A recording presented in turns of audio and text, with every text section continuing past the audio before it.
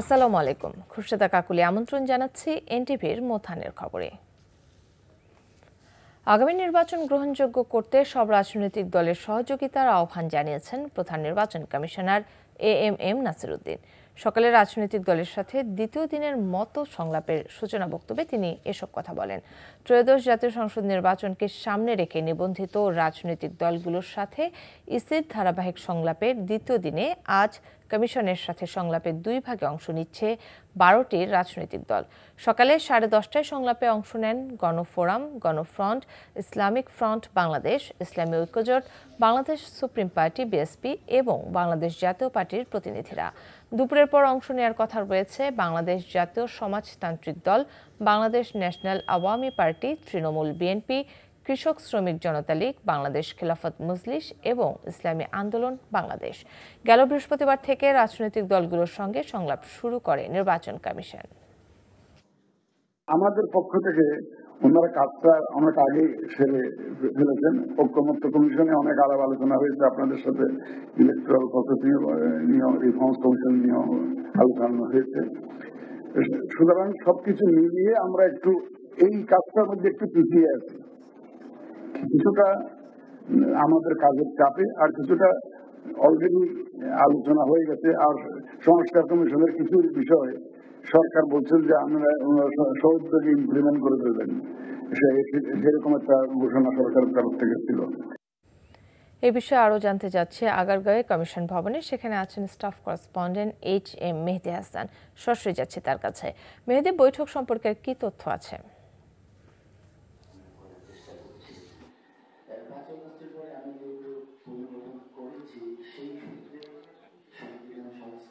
রাজনৈতিক দলগুলোর সাথে ধারাবাহিক সংলাপের অংশ হিসেবে এসি দ্বিতীয়বারের মতো কিন্তু আজকে আলোচনা করছেন 6টি রাজনৈতিক দলের সাথে।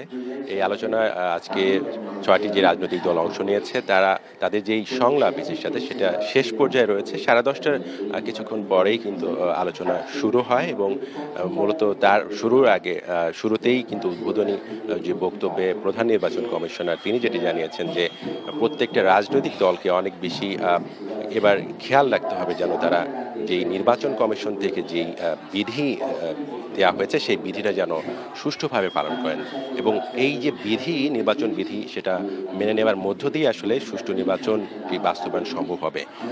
এছাড়া যেই রাজনৈতিক দলগুলো অংশ নিয়েছেন তারা বলেছেন যেটি তাদের প্রতিনিধিরা যে এবারে নির্বাচন যেন গেল বেশ কয়েকটি নির্বাচন যে বিতর্কিত নির্বাচন হয়েছে এবং সেখানে প্রশাসনকে ব্যবহার করে নির্বাচনে জয়ের যে অভিযোগ রয়েছে সেটি যেন তার তেমন একটি অভিযোগ এবারের নির্বাচন যাতে না হয় এবং এসিকে খুব শক্তিশালী অবস্থান থেকে প্রশাসনের প্রত্যেকটা ক্ষেত্রে তাদের যেন একটা আধিপত্য থাকে এবং এই নির্বাচনকে যেন একটি গ্রহণযোগ্য, স্বচ্ছ এবং সবার কাছে আর কি যেন এটি গ্রহণযোগ্য নির্বাচনটি হয় সেই প্রত্যাশা ব্যক্ত করেছেন এবং তারা যেটি বলেছেন যে এই নির্বাচন যেহেতু গণঅভ্যুত্থানের পরে একটি প্রত্যাশিত নির্বাচন, যেই নির্বাচনের মধ্য দিয়ে গণতন্ত্র প্রতিষ্ঠা পাবে এবং তার একটা স্থায়ী ভিত্তি লাভ করবে, এমনটা তারা বলছেন।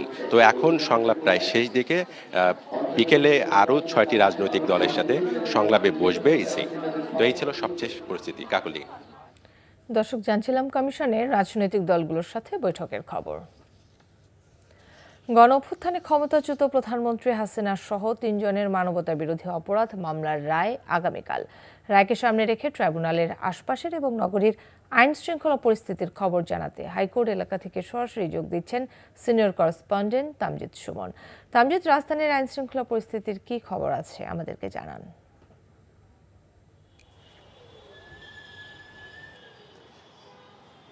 রাজধানীর আইন শৃঙ্খলা পরিস্থিতি যদি বলি, আমি আসলে সকাল থেকেই রাজধানীর বিভিন্ন জায়গায় সংবাদ সংগ্রহের জন্য ঘুরে বেরিয়েছি এবং যেটি দেখতে পেরেছি অন্যান্য সাধারণ দিনগুলোতে যানবাহন যেভাবে চলাচল করে, গণপরিবহন যেভাবে চলাচল করে, ব্যক্তিগত গাড়ি যেভাবে চলাচল করে, আজকে এর ব্যতিক্রম কিছু আসলে আমার চোখে পড়েনি। কারণ খুব স্বাভাবিকভাবেই রাস্তাঘাটে গণপরিবহন সহ বিভিন্ন যানবাহন চলাফেরা করছে এবং গুরুত্বপূর্ণ স্থাপনাগুলোর সামনেও আমরা দেখেছি সেখানকার পরিবেশ একেবারে শান্ত রয়েছে।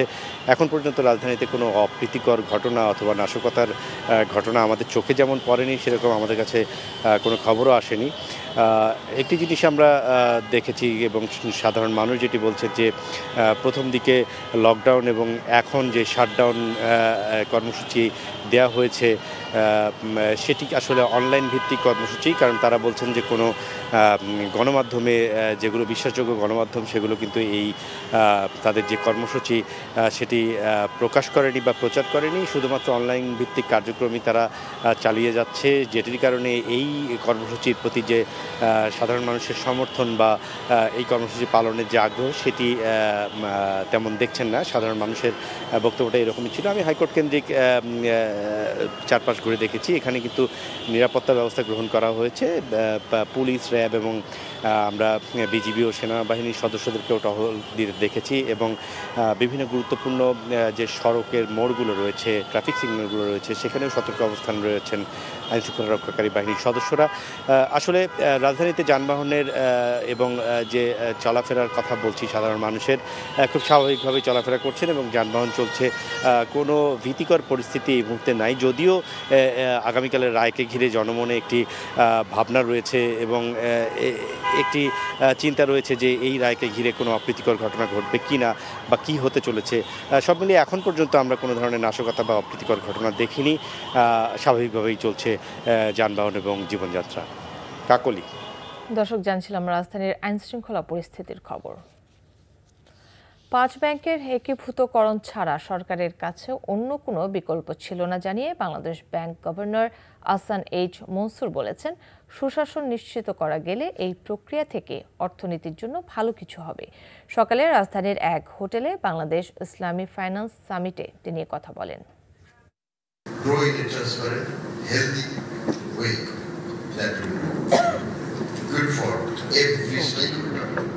Every stakeholder by that I mean the country as a whole, the depositors, the investors, the shareholders, as well as the professionals like you who are engaged in the sector or associated with the sector. বাসে half ভাড়া নিয়ে হামলা ও ভাঙচুরের ঘটনায় বরিশালের Nathullabad bus terminal থেকে সারা দেশে বাস চলাচল বন্ধ রয়েছে। ধর্মঘট কিংবা কর্মবিরতির কোনো আনুষ্ঠানিক ঘোষণা না দিলেও বাস চালানো বন্ধ রেখেছে বরিশালের বাস মালিক ও পরিবহন শ্রমিকরা।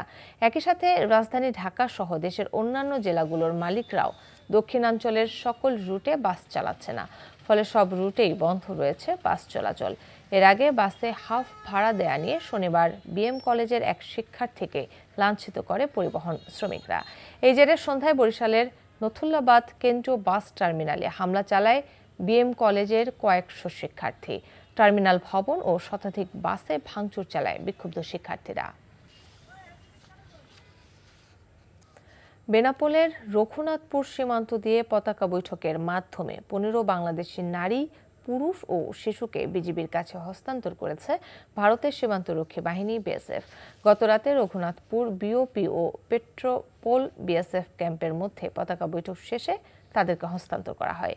এ সময় বিজিবির Raghunathpur BOP camp commander Mizanur Rahman এবং Petrapole BSF camp commander AC Prabin Chand নিজ নিজ বাহিনীর নেতৃত্ব দেন। বিজিবি জানায়, ফেরত আসা নাগরিকদের জাতীয় পরিচয়পত্র, জন্ম নিবন্ধন কার্ড সহ প্রয়োজনীয় নথিপত্র যাচাই করে তাদের বাংলাদেশি নাগরিক হিসেবে নিশ্চিত করা হয়েছে। গত 4 বছর ধরে ভারতের কলকাতা শহরে বিভিন্ন বাসা বাড়িতে কাজ করছিল। পরে আইনগত প্রক্রিয়া সম্পন্ন করে হস্তান্তরকৃত নাগরিকদের বেনাপোল পোর্ট থানা পুলিশের কাছে সোপর্দ করেছে। সোমবার শেখ হাসিনা সহ 3 জনের বিরুদ্ধে জুলাই আন্দোলনে মানবতা বিরোধী অপরাধ মামলার রায় ঘোষণা সরাসরি সম্প্রচার করবে বাংলাদেশ টেলিভিশন বিটিভি। এই তথ্য জানিয়েছে আন্তর্জাতিক অপরাধ ট্রাইব্যুনালের প্রসিকিউশন টিম। ট্রাইব্যুনালের বেশ স্পেশাল প্রসিডিংসগুলো আমরা ট্রাইব্যুনালের অনুমতি সাপেক্ষে সরাসরি সম্প্রচার করেছি। আগামীকালকে রায়ের যে অংশটুকু ট্রাইব্যুনাল এখানে পড়ে শোনাবেন, সেই অংশটুকু ট্রাইব্যুনালের অনুমতি সাপেক্ষে বাংলাদেশ টেলিভিশন এবং বাংলাদেশ টেলিভিশনের সাথে চুক্তিবদ্ধ যে কয়েকটি সংস্থা আছে এবং বাংলাদেশ টেলিভিশনের মাধ্যমে দেশের সকল গণমাধ্যম সরাসরি সম্প্রচার করতে পারবেন। এই ছিল মধ্যাহ্নের খবরে। এই খবরের ভিডিও সহ আপডেট জানতে ভিজিট করুন এনটিভি অনলাইন www.ntvpt.com। এছাড়াও এনটিভির জনপ্রিয় সব অনুষ্ঠান ও খবরের আপডেট জানতে ভিজিট করুন আমাদের ইউটিউব ও ভেরিফাইড ফেসবুক পেজ। দুইটাই দুপুরের খবর দেখার আমন্ত্রণ রইল। ধন্যবাদ সবাইকে।